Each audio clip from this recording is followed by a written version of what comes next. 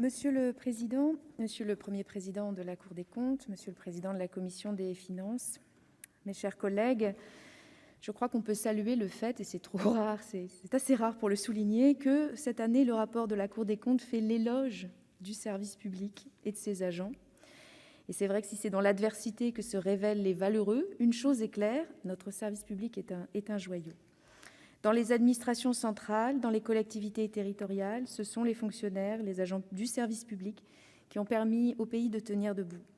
Leur boussole, c'est l'intérêt général, pas les profits à courte vue, et encore moins les bénéfices de quelques actionnaires rentiers.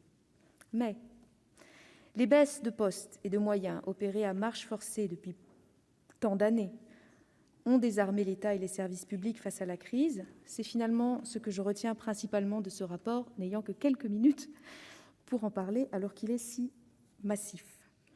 À l'hôpital, bien entendu, la gestion a été, en situation de... Voilà, on a fait ce qu'on a pu et on a fait extrêmement bien, mais après une situation où, au cours des années, l'hôpital public a été fragilisé, abîmé. Aujourd'hui, nous devons mettre fin à cette logique infernale, car on ne peut pas savoir si d'autres crises n'arriveront pas après celle-là. Sur le logement, on a aussi subi la situation d'un service public où des agents de l'État ou des partenaires de l'État, que ce soit les partenaires du logement social, on les a fragilisés et on a été dans la situation, dans l'obligation, après plusieurs semaines de difficultés, à payer encore plus de nuits d'hôtel. Et les moyens continuent d'être baissés pour les acteurs du logement social, alors qu'on sait très bien qu'il y a aussi un risque, une sorte de bombe à retardement du mal-logement qui pourrait exploser avec la poursuite de la crise dans sa version sociale sur plusieurs années. Alors les entreprises, on n'a pas lésiné sur les moyens, il fallait le faire.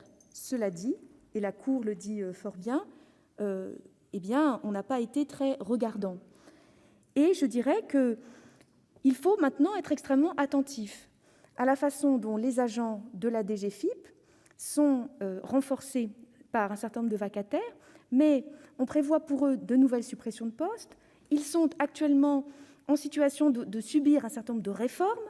Et donc, je dirais que si on veut mettre en place un contrôle effectif et plus important et plus précis et plus efficace pour contrôler l'utilisation des fonds, notamment dans le fonds de solidarité entreprise, il faut peut-être là arrêter ces suppressions de postes. Il faut peut-être là mettre une pause sur ces réformes qui, désorganisent les services.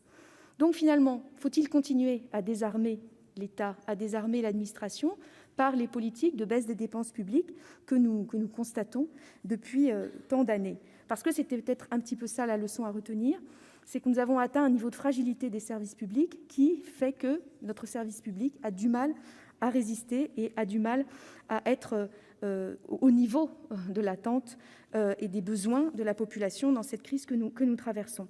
Et puis, je conclurai sur la question de savoir qui doit payer cette crise et quand.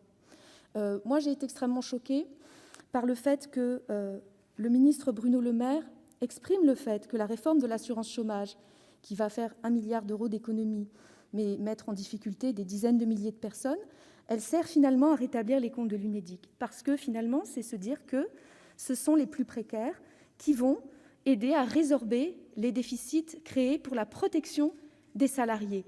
Et je pense que mettre ainsi en concurrence, en situation les uns doivent payer pour les autres et les plus précaires doivent payer pour ceux qui ont un statut meilleur, n'est pas viable. N'est pas viable ni moralement, d'ailleurs, je le crois, ni même démocratiquement, et n'est pas viable politiquement, et n'est non plus pas viable financièrement, parce que, bien sûr, on ne pourra jamais aller au niveau des déséquilibres financiers qui sont aujourd'hui constatés par l'Unédic. L'État devra prendre évidemment ses responsabilités. Nous appelons de notre côté, évidemment, à une réforme fiscale qui permette de rééquilibrer les outils dont pourra se servir l'État pour prendre ses responsabilités, notamment dans la sphère sociale et dans la dette de l'Unédic ou de la sécurité sociale. Toutes ces questions, bien sûr, nous serons amenés à en poursuivre les débats sur ces enjeux. Et merci à la Cour des comptes pour ce travail qui nous permet utilement de nourrir le débat. Merci.